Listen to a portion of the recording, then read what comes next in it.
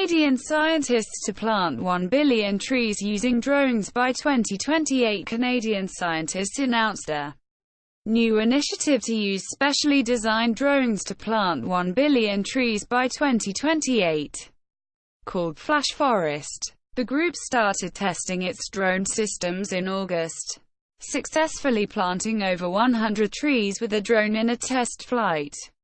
The group also claimed it uses a unique blend of acids to help plants grow faster. A 13-year-old designs glasses to help people with visual hearing issues. A 13-year-old grade 8 student in Odisha, Priyabrata Sahoo, designed special glasses that would give out signals and alert users about obstacles in their path. I got the idea when I saw a visually impaired elderly person of my village facing difficulty in moving around without support, Priyabrata said. The glasses comprise ultrasonic sensors, buzzers and also vibrator motors. Google claims its new AI beats experts at spotting breast cancer. Technology giant Google announced its new AI breast cancer detection system, which it claimed has greater accuracy than experts. The AI system outperformed specialists by spotting cancers which the radiologists missed in the mammograms while ignoring what they falsely flagged as potential tumors.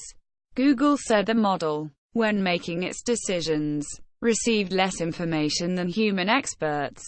Volkswagen's Bentley may launch its first all-electric car in 2025. Volkswagen Group's ultra-luxury car brand Bentley Motors chairman and CEO Adrian Hallmark said that the automaker's first all-electric car could roll out as soon as 2025. In a recent interview about the company's long-term plans, Hallmark said, "It's all about electrification." Notably, Bentley unveiled its first hybrid car, the Bentayga Hybrid, at the 2018 Geneva Motor Show. Google's senior leaders bullied young women, made them cry. Ex-execs colleagues at Google bullied and screamed at young women working at the firm, causing them to cry at their desks, said its former international relations head, Ross Lajeunesse, who handled policy-related roles. Further flagged racist stereotyping at Google, claiming his boss at a meeting said, "You Asians come to the microphone too.